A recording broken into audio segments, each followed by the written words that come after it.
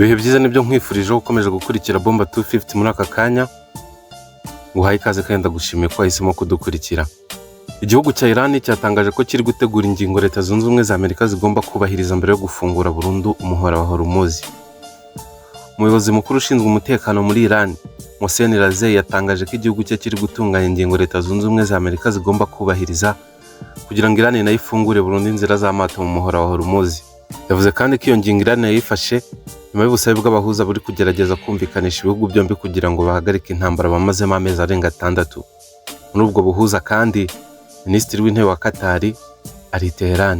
Mu kiganiro umuyobozi w'inteko ishinga amategeko wa Iran witwa Mohammed Bagheri Ghalibaf yagiranye na Minisitiri w'Intebe wa Qatar, Sheikh Mohammed bin Ali Thani, mubwiye ko ubutegetsi bwa Donald Trump bufata imyanzuro igayitse kubera guhubuka no kugendera ku makuru atariyo, cyane cyane y'ubutasi bwa Israel. Ghalibaf yavuze ko Amerika igomba kubahiriza ibyo basinye mu masezerano yo mu kwa 6 kugira ngo impande zombi zibone kugira aho zihurira.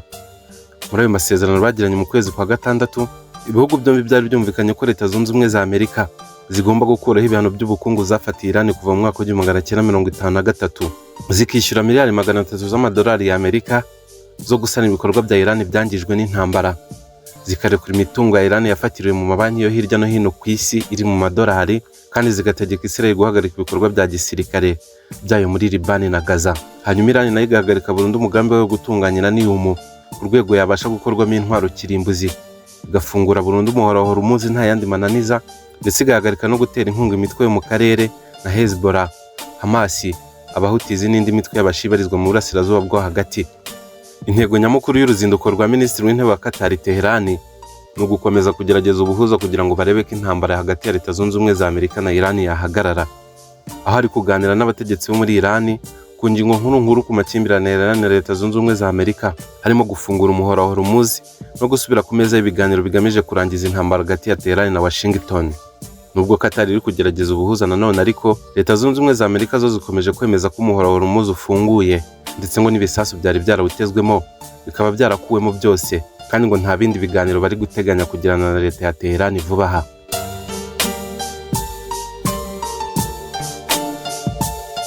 Hagati aho kandi ibitangazamakuru byo muri Leta Zunze Ubumwe za Amerika biri kuvuga ko iki gihugu cyasabye Uburusiya guhagarika guha Iran amakuru y'ubutasi mu ntambara bahanganyemo.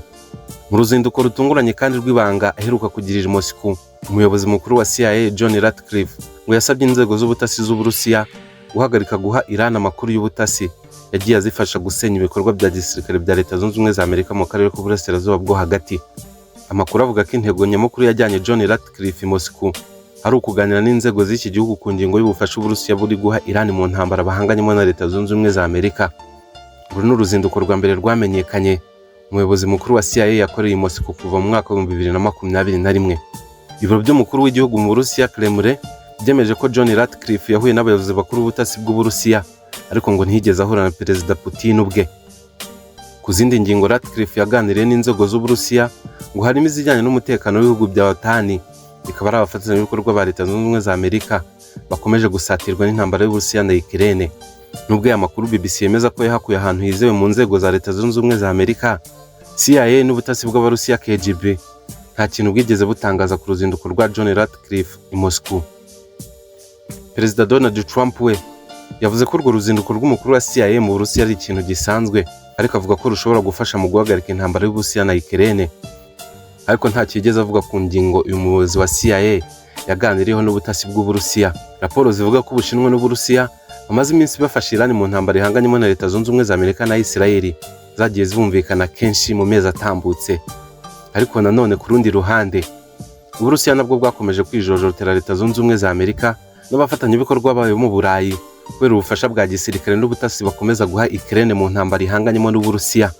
Bikumvikana ko ibiganiro hagati y'ubutasi bwa Amerika n'Uburusiya bishobora kuba bigamije kurangiza intambara ya Ukraine n'Uburusiya, ariko nanone bikaba bishobora no kugira ijambo guhagarika intambara Leta Zunze Ubumwe za Amerika na Israel bahanganyemo na Iran kuva mu kwezi kwa 2 k'uyu mwaka.